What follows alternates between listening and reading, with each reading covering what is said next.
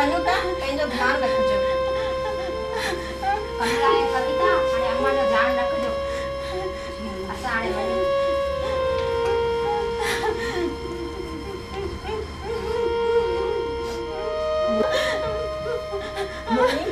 Mummy तव्हां एॾो न रो। मम्मी तव्हां हिम्मत न हारियो। मम्मी तव्हां का बि चिंता न कयो। असां तव्हांजा ॿार वेठा आहियूं न। तव्हां न रो मम्मी। हलो तव्हां अंदर हली वियो। उथो।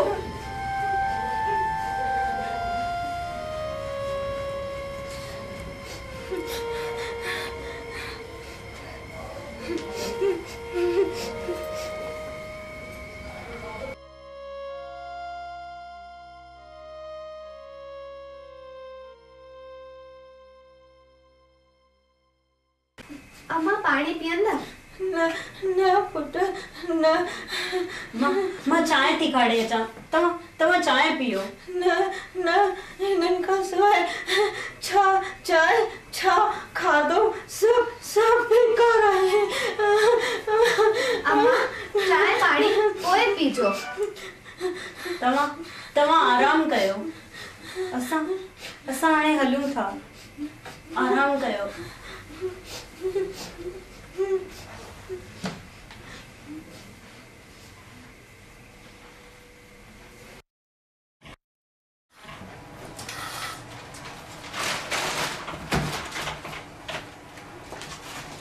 बुधो था? अरे बुधो था? भागन भरी 5 सालन सां तोखे ई ॿुधा पियो। हिननि 12 ॾींहंनि में मां छा कपिड़ा पाए घर में वई बोर थी वई आहियां। तंहिं करे मूंखे पंहिंजी मम्मी वटि वञिणो आहे। अरे वाह, दुनिया छा चवंदी? बाबा खे गुजारे अञा 12-13 ॾींहं मस थिया आहिनि ऐं तोखे पेके वञिणो आहे। दुनिया वञे खूह में, उनमें मुंहिंजो न डोल न चिमटो। पर घर जे बारे में त सोचणो आहे न। घर जे बारे में सोचण लाइ रुगो मुंहिंजे मथां ई पग पई आहे छा? कविता तू समझण जी कोशिश कर। थोड़ा ॾींहं अम्मा जी सेवा करे वठ, पोइ पेके हली वञजाए। अम्मा जी सेवा ऐं मां असुल न। तव्हांखे यादि आहे न अम्मा मूंखे कीअं ताना हणंदी आहे? तव्हां बुझी सघो था पर मां न। मूंखे पंहिंजी मम्मी वटि वञिणो ई आहे। बस मां ॿियो कुझु न ॿुधंदसि। ठीक आहे। इन मथां बहस न कर। इन बारे में पोइ मां सोचंदुसि। हींअर मूंखे चङो ई कमु आहे। रुगो कम मूं लाइ तव्हांखे वक़्त ई कोन्हे। मां वञा थी। अरे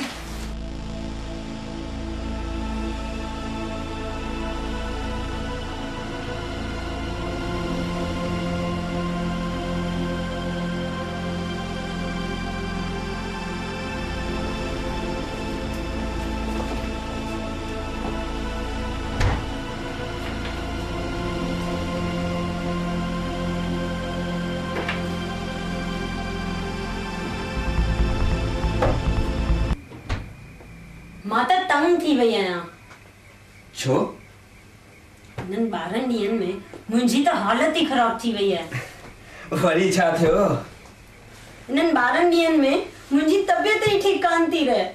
कमला, तबियत ठीक ना आहे त दवा वठी छॾ न। दवा वठी त पाण खे हलायां पई। अरे पाण सुठो आहे न।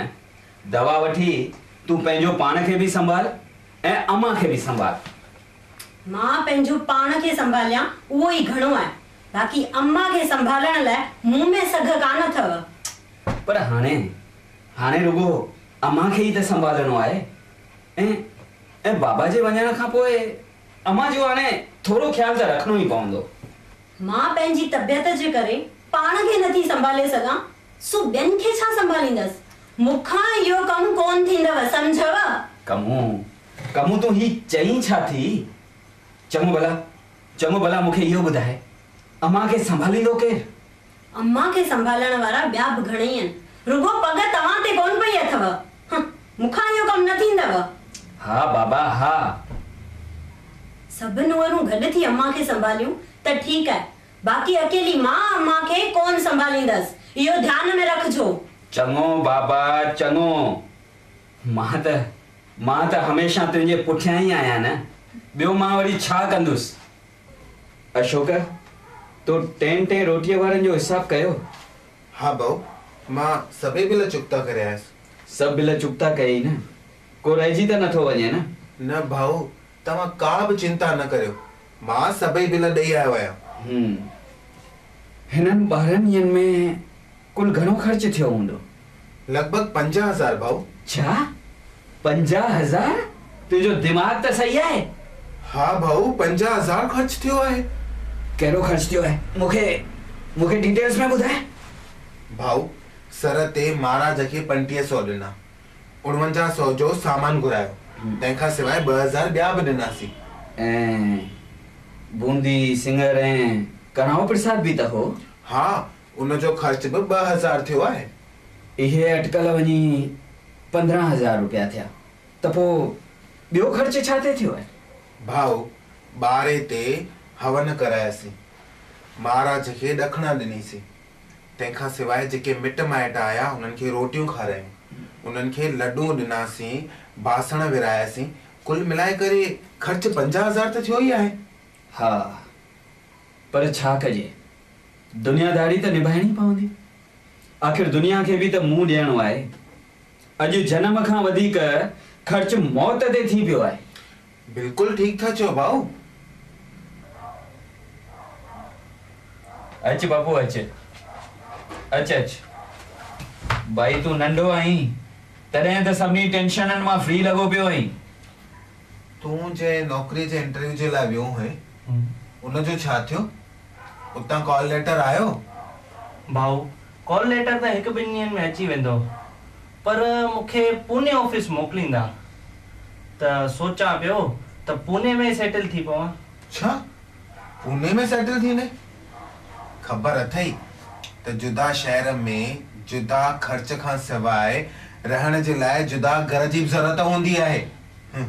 अजाई ॻाल्हियूं। भाऊ, मूंखे ख़बर आहे। मां सोचियो आहे त हिन जायदाद मां हिस्सो वठी पुणे में पंहिंजो घर ठाराए रहां। छा तूं जायदाद मां हिस्सो घुरंदी?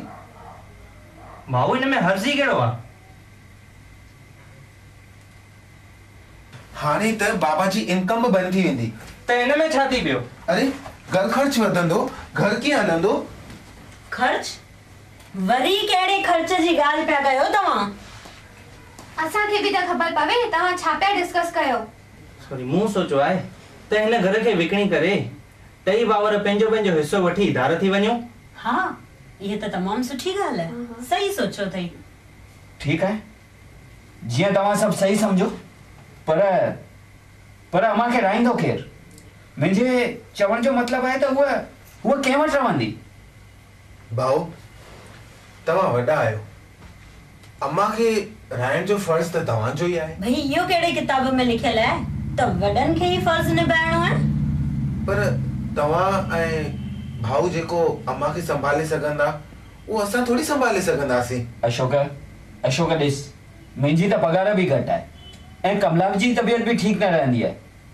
इन करे भाई अम्मा खे मां त कोन रहाए सघंदुसि। मुंहिंजे ख़्याल मूजिब अम्मा तो वटि रहे त ठीक रहंदो। न अम्मा मूं वटि कीअं रही सघंदी? कविता जी त अम्मा सां ठहे ई कोन, अॻिते हली करे झेड़ा झगड़ा थियनि। न बाबा न, अम्मा खे मां कोन रहाए सघंदुसि। ठीक आहे पप्पू तूं नंढो आहीं, हाँ, ऐं अञा कुंवारो बि आहीं।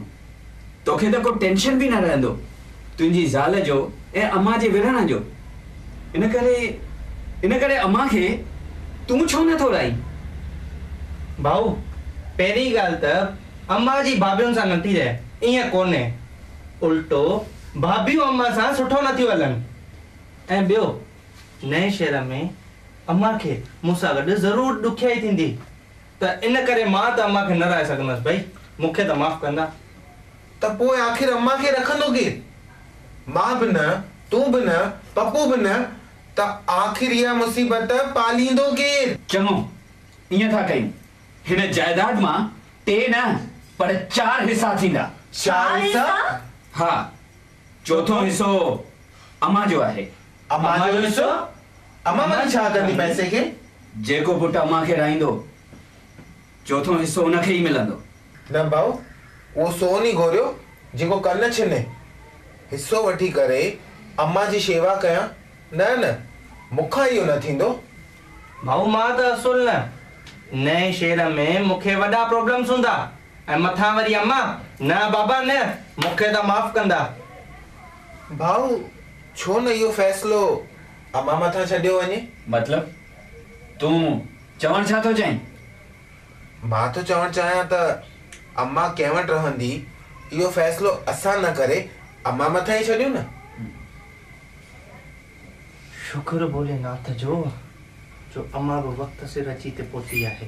अच अम्मा अच अच अच अच अम्मा अच अच अम्मा वे वे अच वे अम्मा वे वे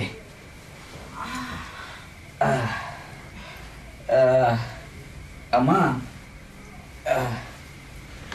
अम्मा मूंखे तोसां हिकु ॻाल्हि करणी आहे।